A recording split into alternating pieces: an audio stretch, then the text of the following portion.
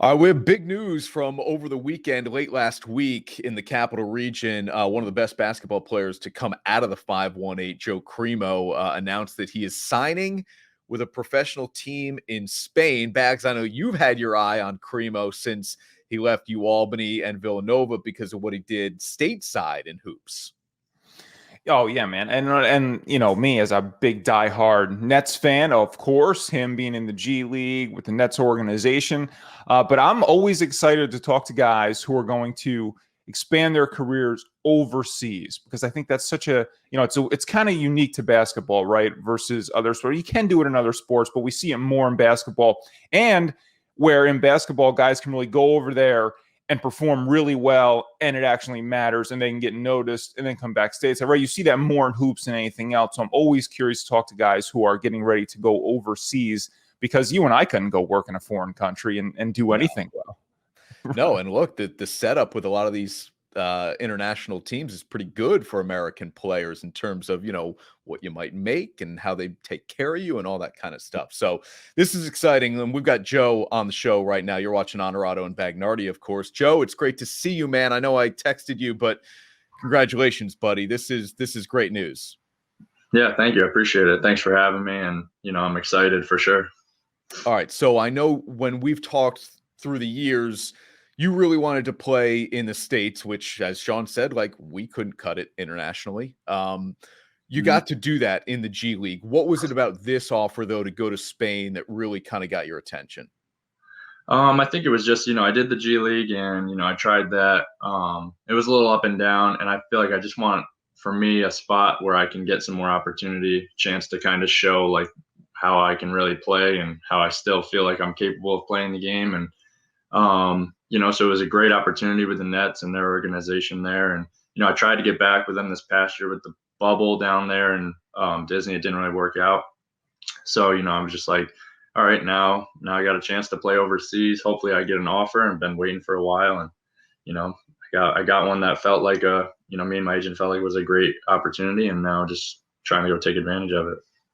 So what part of the offer made it feel like a great opportunity for you as far as what you can expect on the court, like what your role is going to be and what they can expect from you?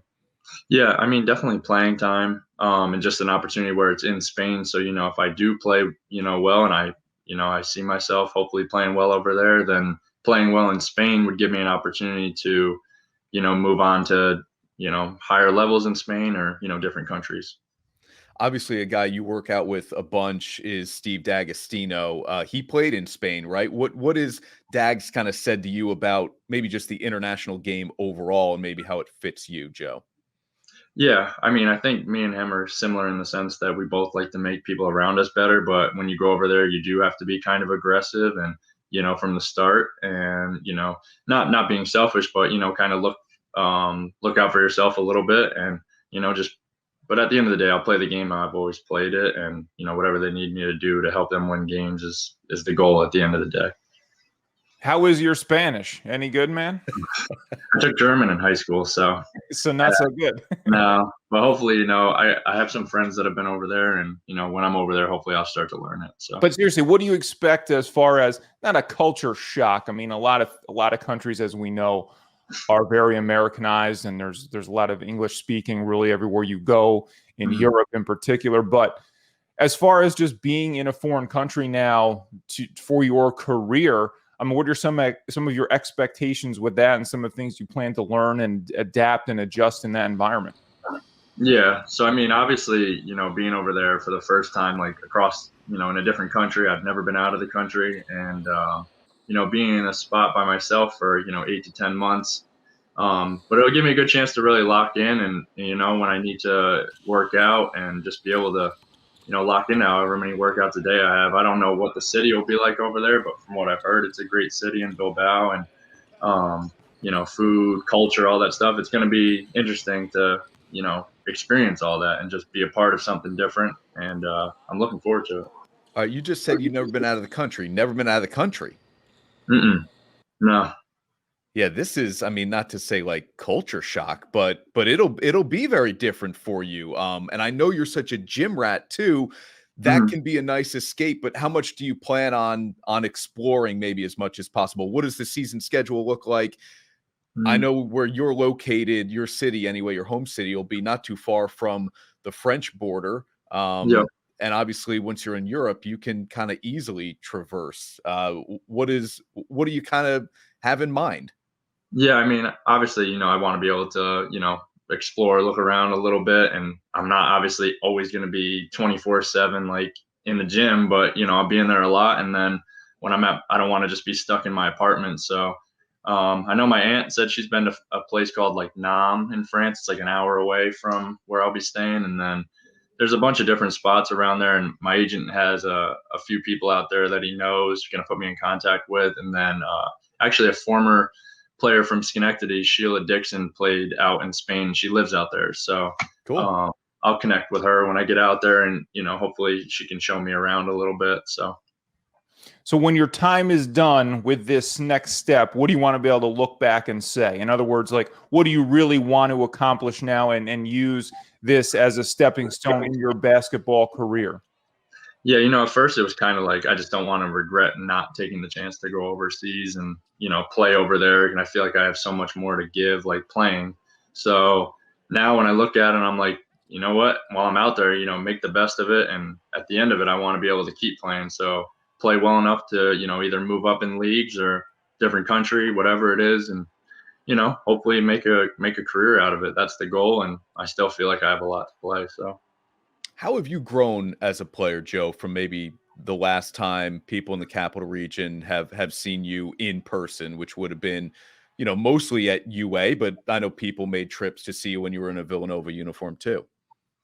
Yeah, I mean, I think my game has definitely expanded a lot, being able to create more off the dribble. And I don't think, that was I don't think a lot of people got to see that at like Villanova. My role was different at Villanova than it was at Albany. My role with the G League was a lot different than, Villanova and Albany. So, but I know the work I put in and, how much time I put into basketball and what I'm capable of. And, hopefully this opportunity will give me a chance to show, the positions I can play at, point guard, shooting guard, be able to play in ball screen, play off the ball, make plays for others, kind of like I did. I feel like, at Albany was, where people probably saw that the most and, get back to that level.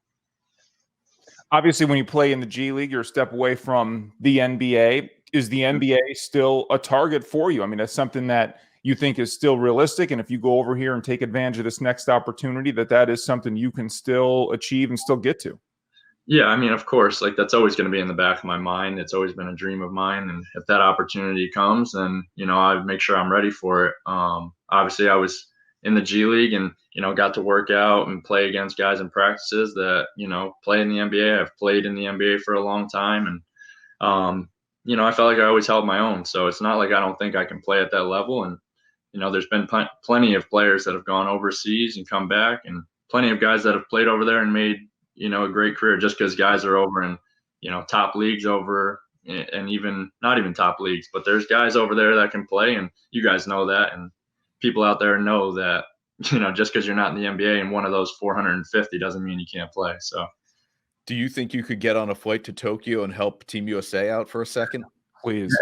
Nah, those guys got a lot on their plate right now, but there's a lot of other guys right now they could get out there. What does the roster look like, Jody? Are there other Americans on this roster, guys you've had any contact with yet? Last time I looked last year, they had one guy from the U.S. So most teams out there get, 1, 2, maybe 3 Americans on their team. And then everybody else is either from, that country, or I think they had another guy from like the Dominican Republic who played over in the States first. And now he was out there, but I'm not sure what the team makeup will look like yet this year. So. And what do you hear about the style of the league? Anytime, we're looking at the international leagues, is this a scoring league from what you've been told? Do they play loose? Are the whistles tight? What do you kind of know early on about the league you'll be playing in? I mean, I know the rules are different, like FIBA style and stuff like that, but I mean, I just signed on Wednesday last week. So, I mean, I haven't had right now I'm trying to figure out all the travel arrangements and everything. So I haven't really gotten into like style of play with like the coaches and whatnot. But I still, from looking at some of their stats from last year, I feel like, they shoot a lot of threes, kind of how the game's expanded all over the world, but, ball screen, stuff like that. But I haven't really gotten into it. So What's the timetable for you now in terms of when you have to be over there and when the season gets started, and how long is the season? How long you be over there? yeah, I don't have an exact date of when I'm leaving yet, but it'll probably be end of August, early September. And then the season last year for them went from about October to by when playoffs were over, like end of May. It looks like that got pushed back a little bit last year because of COVID, but so it might be, April, May, somewhere in there. I think the first game was October 9th this year. Could be. So That's a grind of a season, man. I mean, that's a professional season. It'll be the longest you've ever played a basketball season, right? yeah, it's definitely the longest for sure. I would say these games are sometimes they're like spaced out a little more, so it looks like 3 to 5 games a month, like something like that. Okay. But yeah, by the time you're done with, I think they went like 18 and 14 last year, so you're looking at like 30-ish games, like playoffs, give or take. You know what I mean? So, yeah, I'm excited. I mean, and I was looking at the schedule with Dags the other day, and we were looking how far each team is from the city, and most of them are like 2 to 5. There were some that were like 1 or 2 that were like 10 or 15 hours away. So wonder what the transportation will be like. But I'm excited just to, get back to playing. I haven't played, since the G League. So Yeah, I can imagine. What was COVID like for you as a player? Not because again, I know I said it that you're a gym rat, but you do, man. You eat, sleep, and breathe hoops. What was yeah. it like not being able to play? Yeah.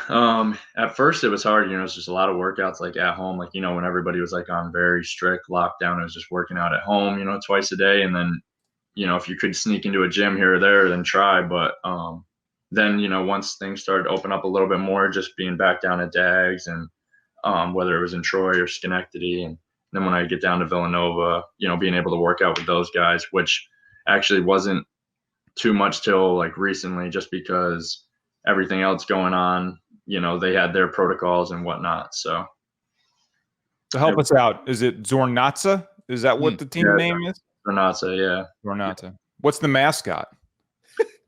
I don't know. Yeah, I'm not sure.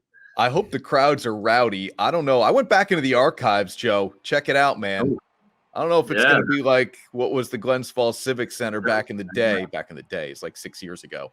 But what do you remember about these days, man? You guys had some talented players, guys who went on to do big things in college. Yeah, it's crazy. All those guys played in college that were on my team, and whether it was Division II, Division III level, and see a lot of those guys succeed. Scotty and Dom ended up winning a conference championship at Alfred, and then going to play in the tournament for Division III and won a game in the tournament. It was really exciting, and it actually kind of sucks, like looking back. Well, not sucks. It's sad looking back, because actually this past week, Scotty's dad passed away, and Glenn Stapera was, biggest influence in basketball in my life. Got me into basketball when I was, 4. He coached us from the time we were 4 until, high school. And then obviously I would go over and visit and talk to him all the time in basketball. So to see him pass away so suddenly and pretty unexpectedly was tough this past week and a half. And, I know Glenn would be happy to see that, I got this offer and continue playing. And, but definitely great memories. And those guys are, definitely my best friends. And a younger version of Coach G there too, man. Oh, Great yeah. snapshot. Yep. Still best dressed coach in the area. Oh, there's no doubt, man. Even when he and Grasso at Niski just went sweats, he had a different cut. It was a different style, of course, for G. Oh, yeah. Yep. All right, Joe. Good to catch up with you, man. Congratulations again, dude. Best of luck in Spain. I know we're going to catch up TV side over at a Dags gym near you. And I can't wait to follow your career, man. I know this is just the beginning internationally. And from the conversations we've had, man, I'm glad you're taking this step. I know you're not ready to stop playing. And so I'm glad you're taking the leap, man, to go check out Spain. Yeah, I'm excited. Appreciate you guys having me.